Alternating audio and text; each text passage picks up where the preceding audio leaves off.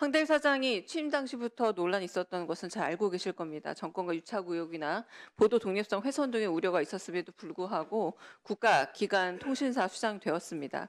그런데 이 12월 3일 내란 상황에서 현실화된 우려들이 있습니다. 우선 여러 기사회에서 허위 미화 축소라는 3종 물타기 세트를 교묘하게 구서하면서 형법 제87조에서 91조 사이에 있는 내란 선전에 해당하는 그런 허위 뉴스들을 내보내고 있습니다. 이를테면 국방부와 합참 주요 인사들도 몰랐다는 허위 주장을 기사에 실었고요. 사전에 친밀하게 준비된 계엄을 마치 급박한 상황에 이른 것처럼 왜곡했고 내란 주도를 정의의 길로 포장한 김용현의 발언을 그대로 실어 미화하는 보도를 계속하고 있습니다. 12월 18일자만 보더라도 고개 숙인 유인촌 계엄은 잘못된 건 한예종 폐쇄 관련하여 이 부분에 대해서 관여하지 않았다라는 일방적 기사 역시도 실고 있습니다. 특히 계엄령 다음 날 굉장히 빠르게 단독 기사로 계엄군에게 실탄 지급이 없었다라는 기사는 매우 심각합니다. 탄창 박스는 공포탄과 모의탄이 담긴 박스로 추정된다라고 단순 추정을 사실로 못 박아 허위 뉴스로 만들어냈습니다. 이는 허위사실 유포와 다름없고 아까 말씀드렸다시피 형법상 구정된 내란 선전 행위에도 해당될 수 있음을 말씀드립니다. 윤석열 대통령이 실무장하지 않은 병력 투입의 발언에 근거가 바로 이 연합뉴스 근거가 쓰이고 있습니다. 단순한 보도 지침이 아니라 내란 세력을 적극적으로 비호하고 있는 것으로 볼 수 있을 텐데요. 그간에도 국가기관 통신사에서 사설, 실론 없앴고 이 대신에 팩트체크 전담부서를 만들었습니다. 팩트체크란 말이 무색하게 이렇게 허위 뉴스들을 만들고 있고요. 그래서 존경하는 위원장님, 황대일 사장, 그리고 시민성 편집국장, 그리고 정렬 감사실장을 언론에 관한, 언론뉴스에 관련한 긴급 현안 질의의 증인으로 채택해 주실 것을 강력하게 요청드립니다. 이 내란 상황에 반민주적인 사건에 대해서 진실을 오히려 은폐하고 미화하고 허위 뉴스를 통해서 민주주의의 강력한 중대한 도전을 보여주고 있는 사례로 언론의 필수적인 견제 기능 자체를 무력화하는 행동입니다. 우리 위원회가 이런 행태를 좌시하면 안 될 거라고 생각합니다. 네, 오늘 문화체육관광위원회 전체 회의가 왜 열렸냐? 윤석열의 반헌법적이고 불법적인 계엄으로 인한 문화체육 관광업계 피해 그리고 문체부 혹시 내란 동조 실태가 있는가를 밝히기 위해서입니다. 여기 동의하실 거라고 보고요. 자, 그렇게 보자면 국민의힘 문체위 소속 의원들 중에서 정말 이 자리에 참석할 자격이 있는지 묻고 싶은 분이 있습니다. 양심의 십자가란 말을 마침 해주셨네요. 신동우 의원 얘긴데요. 한 보도에 따르면 12월 4일 0시 45분경 계엄 해제 표결을 앞둔 본회의장에 있었음이 사진으로 증명됐습니다. 하지만 투표에 참여하지 않았습니다. 그리고 후속 보도에 따르자면 본회의장에서 누군가 통화를 나눴다는 점도 있습니다. 추정되는 시간은 곽종근 전 특정사령관이 국방위원회에서 4일 0시 30분에서 40분 사이 의결 종족수가 안 채워졌다고 의원들을 끄집어내라 라는 윤석열의 지시가 있었다고 증언한 시간과 비슷합니다. 추경호 원내대표도 전 원내대표도 우원식 국회의장과 2차례 통화하며 시간을 더 달라라고 지연을 요구하기도 했습니다. 자, 이 부분에 있어서 언론이 인터뷰를 요청한 걸로 알고 있습니다만 신동우 의원은 헌정을 위협하는 행위를 했음에도 불구하고 당시 행적에 대해 사실 확인도 없고 입장을 요구하는 언론사 취재에도 불응하고 있는 것으로 알고 있습니다. 양심의 십자가라는 표현처럼 계엄 해제를 위해서 국회 담벼를 넘었던 수많은 동료 의원들이 있습니다. 최영두 의원께서는 마산에서 올라와서 표결이 끝났음에도 불구하고 담을 넘은 걸로 저는 확인했습니다.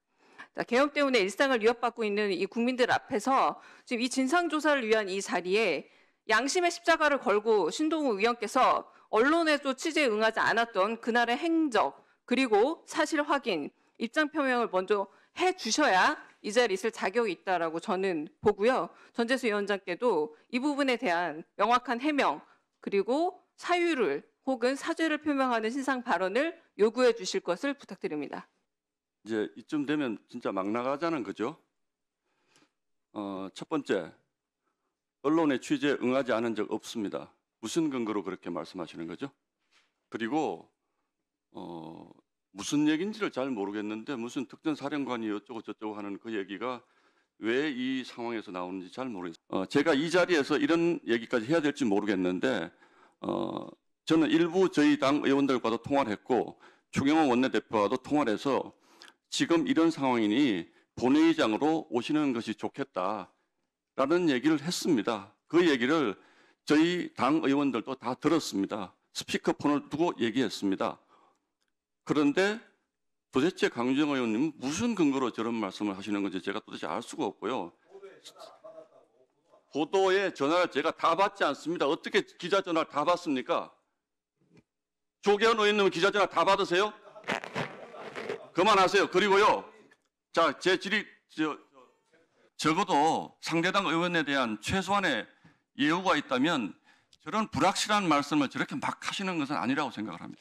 네, 속기록 확인해 보셨으면 좋겠어요. 사실관계 틀린 게 하나도 없습니다. 12월 4일 0시 45분경에 계엄 해제 표결을 앞둔 본회의장이 있었는데 투표에 참여하지 않았습니다. 라는 부분에 사진이 있잖아요. 사진이. 아니 표결을 안 해. 제가 말했잖아요. 지금 0시 45분경 표결을 앞둔 본회의장이라서 속기록 확인하셨으면 좋겠고요. 속기록 확인하시고 사실관계가 맞는지 아닌지 따져주세요. 오마이뉴스는 16일 신 의원에게 당시 상황을 묻고자 연락을 계속 시도했지만 그의 전화기는 꺼져 있는 상태였다라고 보도됐습니다. 자, 그리고 계엄 해제에 동의하신다면서 계엄 해제 의결에도 참석 안 하셨어요. 투표 안 하셨습니다. 탄핵특검법, 탄핵, 상설특검법 결의안, 신속체포 결의안 전부 반대하셨습니다. 이 부분에 대한 제가 해명을 요구한 거였지 제가 어디에요 지금 사실관계가 지금 잘못됐다고 지금 그게 오히려 사실관계를 호도하는 겁니다. 두 번째, 본회의장에 오시는 것이 좋겠다 통화했으면서 표결 왜 안 했는지에 대한 제가 해명을 요구했던 거고요. 자, 요즘에는 SNS나 본인이 충분히 의견 밝힐 수 있습니다. 오죽하면 12월 3일 이전으로는 전혀 신동우 의원의 SNS가 멈춰 있습니다. 그래서 제가 요구한 건요. 해명이었습니다. 해명이었고 전혀 다른 사실관계에 대한 얘기가 없는데 어디서 사실관계가 잘못됐다 얘기하는지 속기록 확인하시고 거기서 축자적으로 한 글자 한 글자 선택하셔서 어디가 잘못됐는지 그 이후에 사과 요구하시기 바라고 제가 원한 거 다시 말씀드릴게요. 똑같이 읽어드릴게요. 명확한 해명을 요구한다고 했습니다. 해명할 수 있는 기회를 오히려 드린 거예요. 그게 왜 어디가 사실관계가 잘못됐습니까? 이상 마치겠습니다. 장관에게 질의하겠습니다. 네네. 윤석열의 탄핵소추 표결을 이틀 앞둔 12월 12일 확대 기관장 회의 열렸습니까? 뭐 날짜를 제가 좀 정확히 모르겠는데요. 네네. 모르시면 아마 안 되죠. 확대 기관장 회의를 네, 했을 열렸습니다. 겁니다. 네네. 올해 몇 번째 확대 기관장 회의입니까? 뭐 저희들이 거의 뭐 매달 한 번씩 합니다. 처음입니다. 소속 기관장과 공공기관장을 다 함께 소집한 회의는 매달 합니다. 소속 기관장과 공공기관장을 함께 아, 소집한 회의는 처음입니다. 나눠서 합니다. 나눠서. 제가 말했어요. 다시 말씀드리겠습니다. 함께 소집한 회의 그러니까 처음입니다. 예, 그렇게 함께는 사람이 많기 때문에 그러니까요. 네. 그런 회의가 처음입니다. 제가 사실관계 잘못 얘기하지 않습니다. 네. 기관 주요 현안이라고만 제출한 자료에 되어 있는데 일단 공공기록물 관리에 관한 법률, 이 법 시행령 18조 3항 내용 차관님 뭡니까? 용호성 차관님 더 잘 아시죠? 공공기록물 관리에 관한 법률 18조 3항 차관급 이상의 주요 지기자를 구성원으로 하는 회의 경우 회의록 남겨야 합니다. 알고 계시나요? 차관님 알고 계시나요? 예, 그런 것으로 알고 있습니다. 네, 그런데 왜 안 남겼습니까? 장관님, 왜 안 남겼습니까? 회의록이 없습니다. 문체부에 확인했더니 관리하고 있지 않다라고 했습니다. 지금 시행령 위반, 법 위반이라는 거 인정하세요?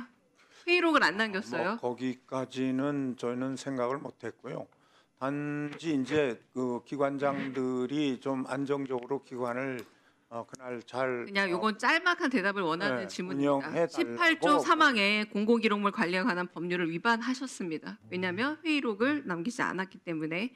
자, 그럼 이 회의록에 어떤 얘기들이 오갔습니까? 회의록은 남기지 않았지만 그날 전반적으로 각 기관이 좀 동요되지 않고 운영을 제대로 잘 해달라 그런 부탁하는 자리였습니다. 이런 사태를 예방하기 위해 회의록을 남기라는 법령이 있는 겁니다.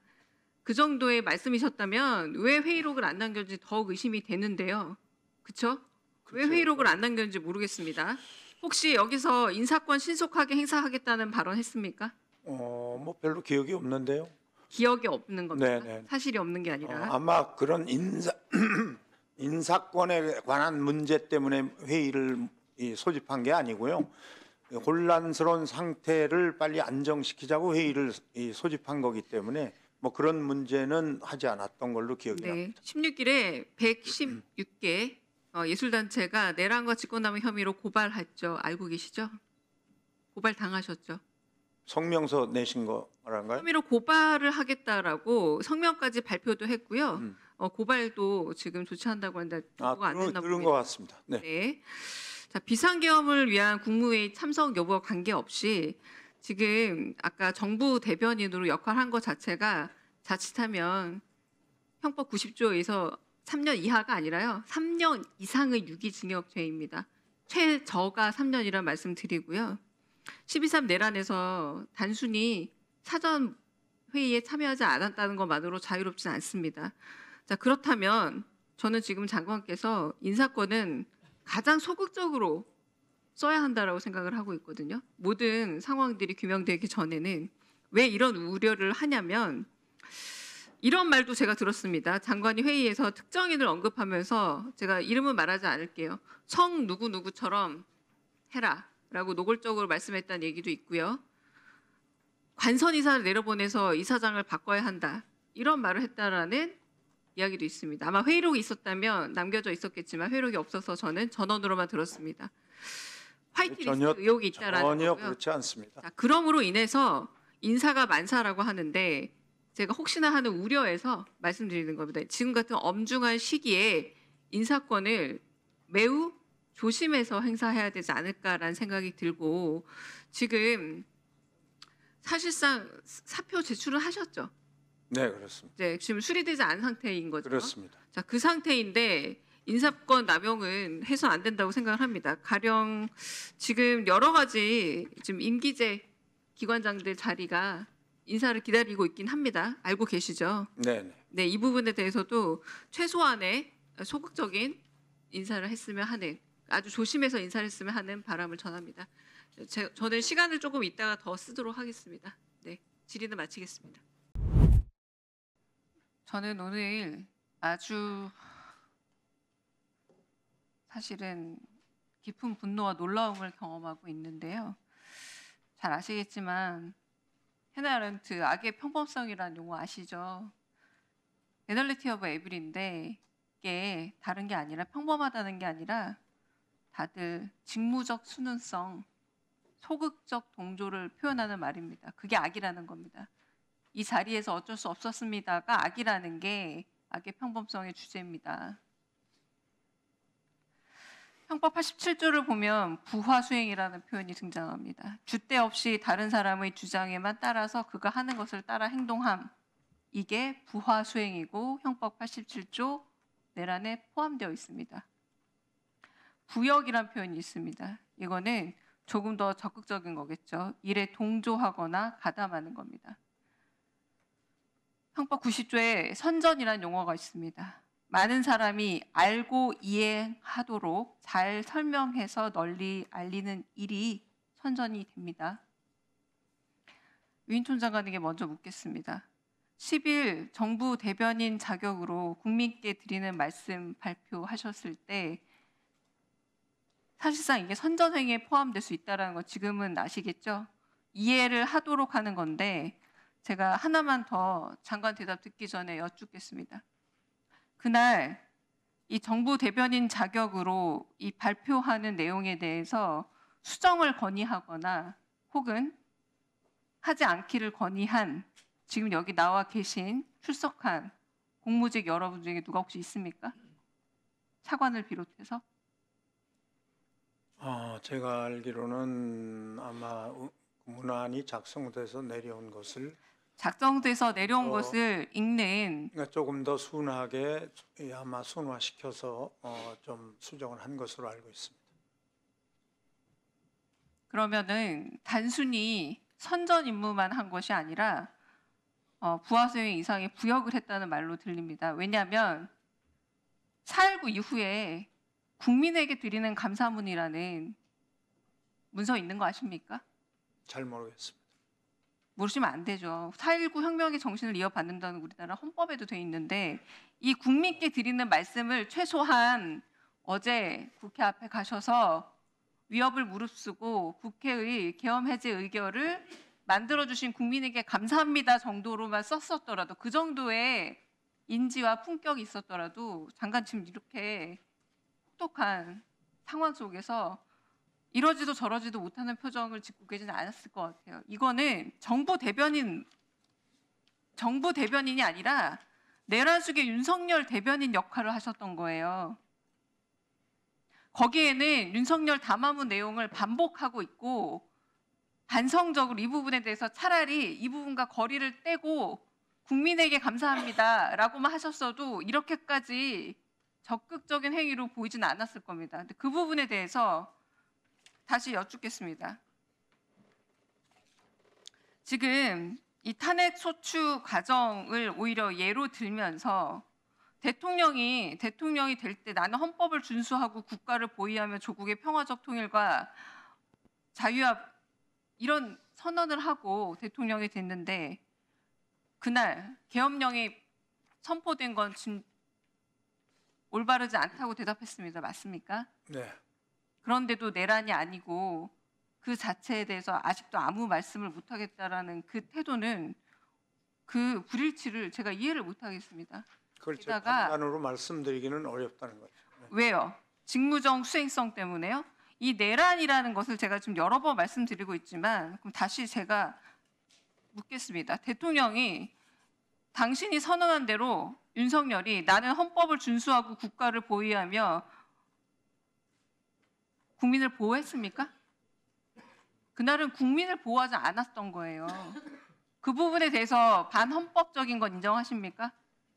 글쎄요. 저는 뭐이 내란까지 안 가고 계엄에 반헌법적인 대한 행위여라는 거. 내용을 전혀 알고 있지 못하기 때문에 뭐라고 계엄의 말씀드릴 수가 현상 지금도 영상으로 남아 있잖아요. 그 영상 속에 시민에게 장갑차가 오고 총뿌리를 들이미는 그 상황 자체가 반헌법적이라 생각하냐 물었습니다. 내란죄가 아니라 반헌법적이라 생각하시냐고.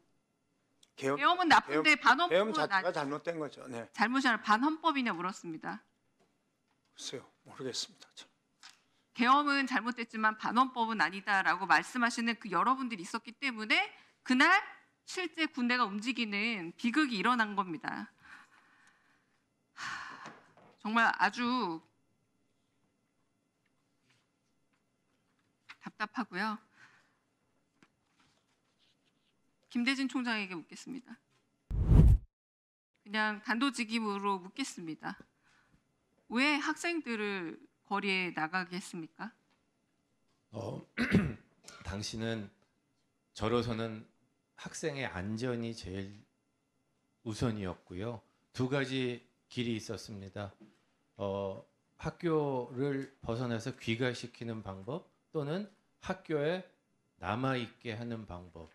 이 두 가지 중에서 한 치 앞을 바라볼 수 없는 정말 당황스러운 상황에서 어떤 결정을 내려야 될지가 굉장히 힘들었고요. 그런데 우리 관리감독기관에서 학생들의 안전을 위하여 귀가하는 게 좋겠다고 하니 그것을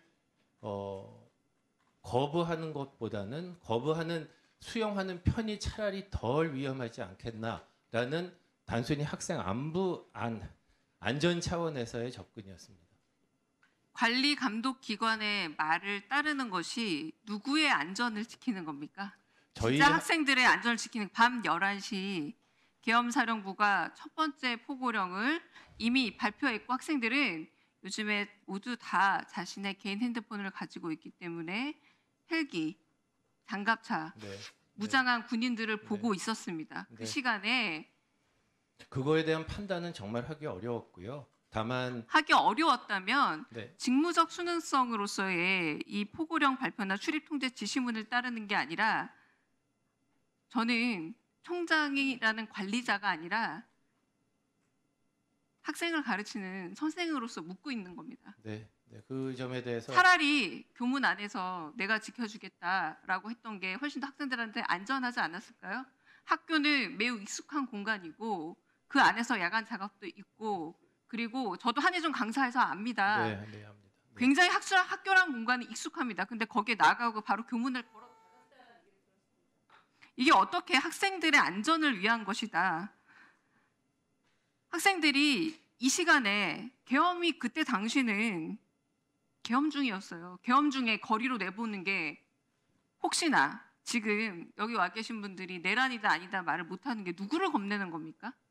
마찬가지로 누구를 겁내서 이 포고령 내용에 따라서 출입 통제 지시문을 받았을 때 누구의 안전을 고민하셨는지, 진짜 학생의 안전이었는지 아니면 총장 자신의 안위를 위해서였는지 아니 전혀 그런 보시는 거는 분이 판단하십니다. 아니 그거는 전혀 포고령이 11시에 됐고 이게 새벽 4시 26분에 대통령이 윤석열이 해제를 의결할 거라 그랬어요. 그것도 해제하겠다도 아니고 해제할 것이다. 국무위원들이 덜 왔다.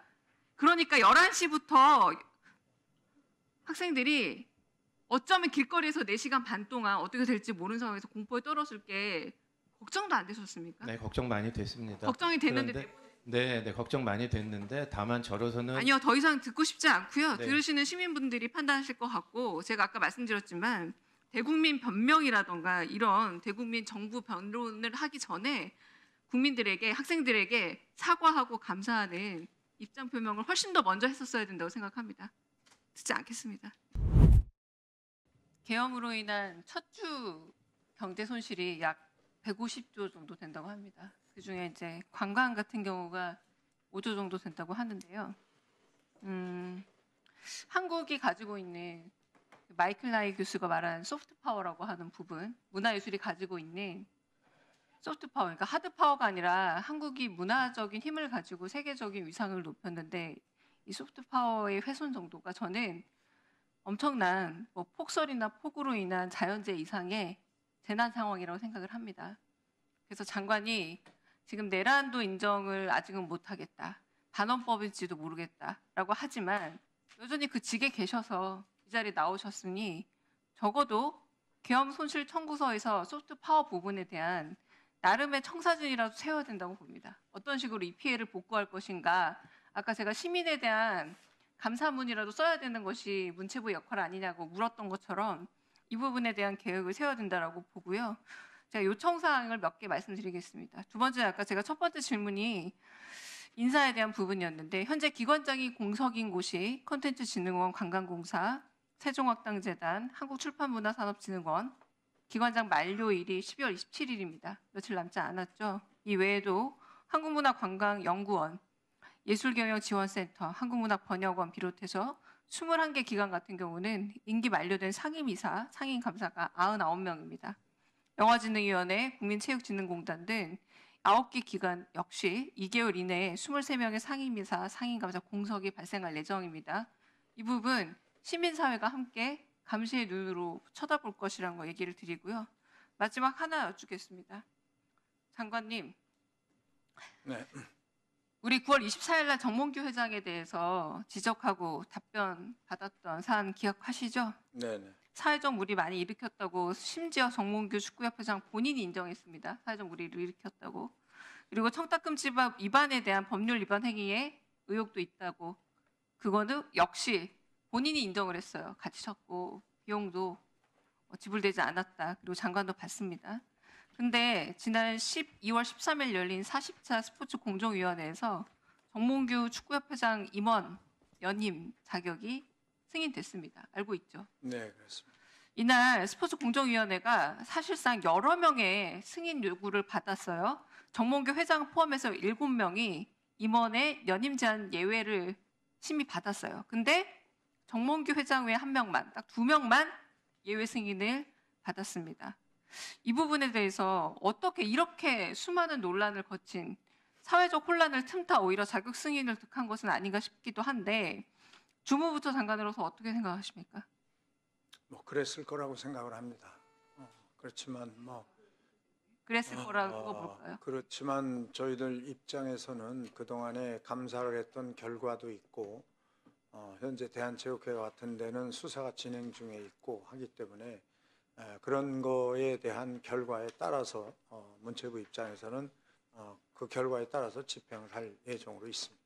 그런데 왜 연임 제한을 해제해 줬나 제가 궁금해서 대한체육회하고 40차 스포츠 공정위원회 회의록 평가표 제출해 달라고 요구를 했는데 이기용 회장에 대한 스포츠 공정위원회 회의 심사 결과는 한 의원실을 통해서 언론까지 전부 다 공개가 됐거든요. 이기용 회장은 공개가 됐다는 얘기예요. 그런데 왜 정몽규 회장은 신청자의 기부 내역, 징계, 범죄 사실 등은 일반적으로 공개되지 않는다라면서 저희 의원실에 안 왔어요. 조금 쉽게 얘기해요. 이기흥 회장은 다 자료가 왔는데 왜 정몽규 회장은 자료가 안 오는 겁니까? 갑자기 선거에 영향을 줄 수 있다라고 하면서 제출 거부의 이유를 들었는데 이거는 형평성에 어긋난 조치 아닙니까? 스포츠 공정위원회가 하는 조치 자체가? 글쎄요, 뭐 그건 저는 그렇게 대답하는 이유는 잘 모르겠는데요. 정몽규 회장, 뭐 그러니까 공정위에서 심사한 결과를 안 보내줬다는 것이죠, 지금. 맞습니다. 네. 네, 그 부분에 대해서 장관이 뭐 할 수 있는 일을 할 수 저희들한테도 있다면 뭐 그런 네. 것은 안 보낸 것 같은데요. 아니요. 지금 대한체육회장은 다른 동료 의원에게 자료가 와 있습니다. 네, 네. 그럼에도 불구하고 와 있어요. 정몽규 회장만 이러저러한 이유로 줄 수 없다라고 하고 있습니다. 선거에 영향을 줄 수 있다. 그 이유로 지금 줄 수 없다라는 건데 이 정도로 지금 넘어갈 수 있는 사안이 이미 아니게 됐습니다. 그러니까 장관께서 이 부분에 대해서 스포츠 공정위원회 제40자 회의록에 대한 제출이 다시 한번 될 수 있도록 신경을 써주셔야 될 것 같습니다. 앞으로 한번- 미래에 대해서 몇 가지 제가 부탁을 드립니다. 공정위원회 쪽에 물론 뭐 그 사람들하고 지금 소통을 할 수 있는 그런 뭐 적절한 위치는 아닌 것 같은데요. 이기용 회장만큼만 똑같은 회의록과 관련돼서 한번 주시면 알아보고요. 됩니다. 네, 알아보고요. 네. 네, 그만 연락을 드리도록 하겠습니다.